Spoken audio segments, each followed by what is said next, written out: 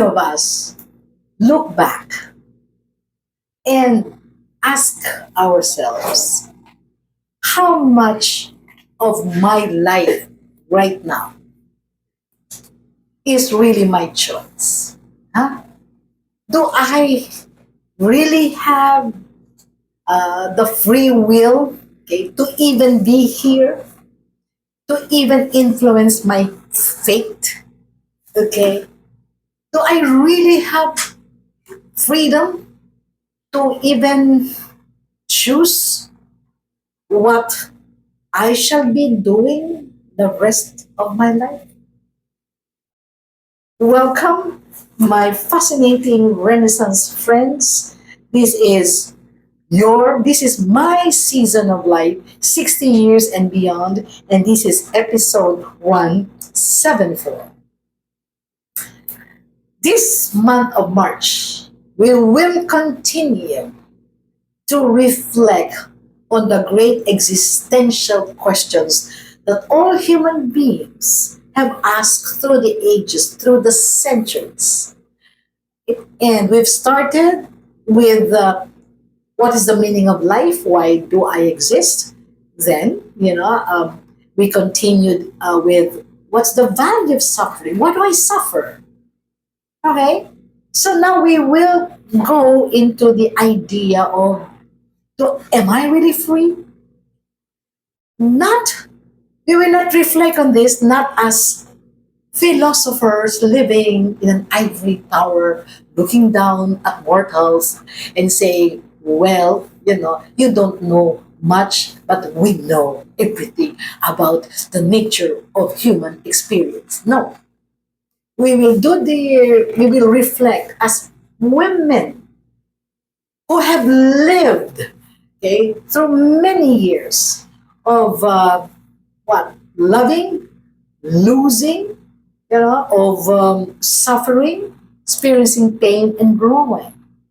And we will not even attempt to make these existential questions problems to be solved or even questions to be answered categorically, as in, this is it, this is it, this is it. No, we will live through it. Okay, we will live through it. So, as in the beginning, why don't you pour yourself a cup of tea? It's my favorite cup, it's very little. Okay? And settle down as we reflect together this thing about freedom. And let's look at freedom from the lenses of three. Okay? The first one is the first time I'm going to talk about him, although I've studied him in college. Well, because it was a requirement in our philosophy class. He's a French philosopher by the name of Jean-Paul Sartre. And nothingness is one of his work. Imagine, the abyss of nothingness. Gee. Okay, anyway. We're talking about freedom. So his number one tenet that he's known for, he said, man is radically free. Wow. Okay. And he summed it with the statement, man is condemned to be free. Wow, wow. Does it sound very logical or does it sound paradoxical? Meaning, they contrast and cancel out each other. You said man is condemned. I mean, a man condemned is not free. He has no rights, right? Okay. Condemned to prison, condemned to suffer, condemned. Man is condemned and then to be free. I mean, if you're condemned, how come you can be free? These things. But this is how he explained it. Did we choose to be born? Let me ask you. I've asked that myself. Did I choose to be born? Okay. Even my name, did I choose my name? Okay. Well, my parents love each other. They did something wonderful in bed. Oh, they enjoyed themselves, and voila.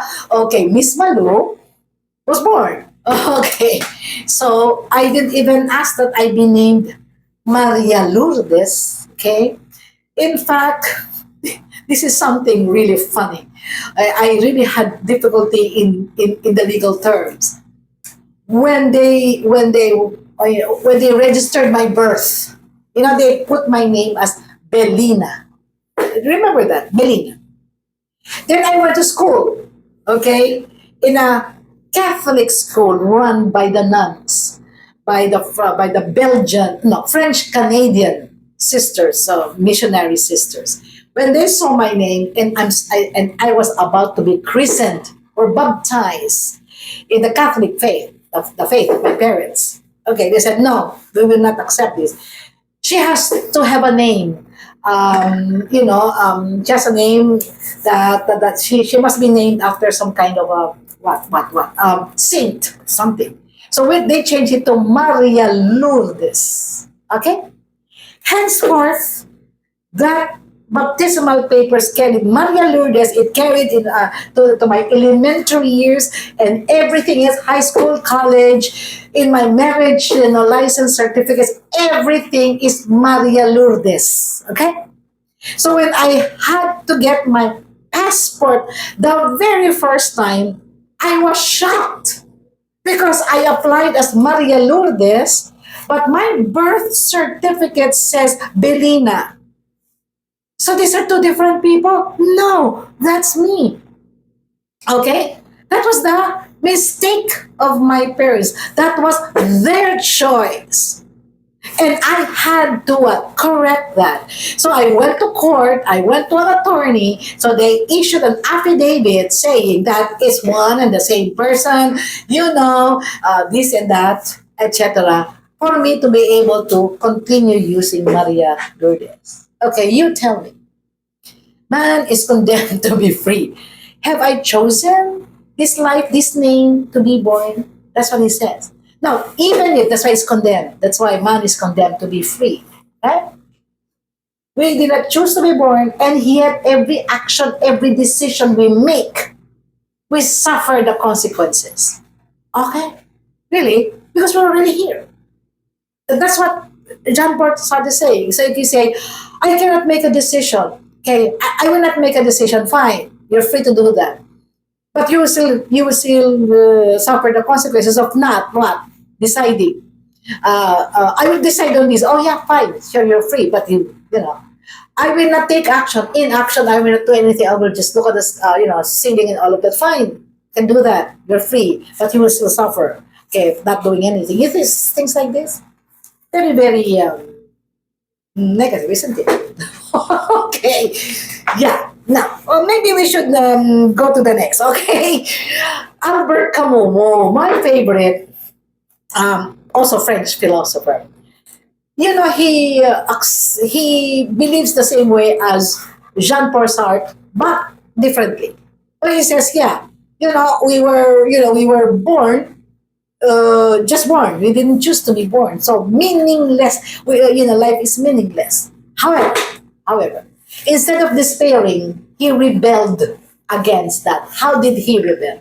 He said that even if we didn't have a choice to be born, okay, even if life is meaningless, absurd. That is his term. Oh, weird, absurd. So the philosophy of absurdism, absurd. Okay, we can create our own meaning. If meaning was not given to us, if we didn't choose that, we can still be free. We can create meaning. We can create. At least that's transcendence, no? Okay?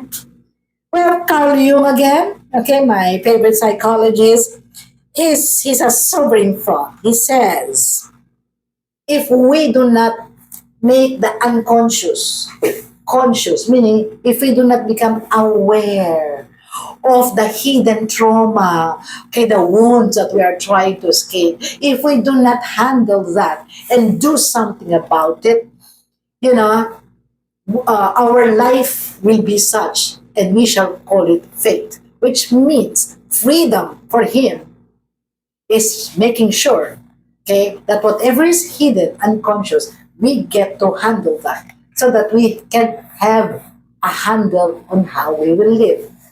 Okay, makes sense, right? Perhaps, perhaps we should stop thinking of freedom as results or outcomes. Oh, like this, or it's like this. So, maybe we should be thinking of it as an outcome. Maybe we should look at freedom as the power to choose awareness. Let's choose to be aware, and at the same time, let's choose to make a conscious decision. We may not have a choice to a lot of things which happen to us, but we do have the freedom to choose how we can respond to those circumstances. That's freedom, isn't it? Okay? So, reflect on this, my friends. Where in your life right now are you being invited, okay, to choose different? Okay?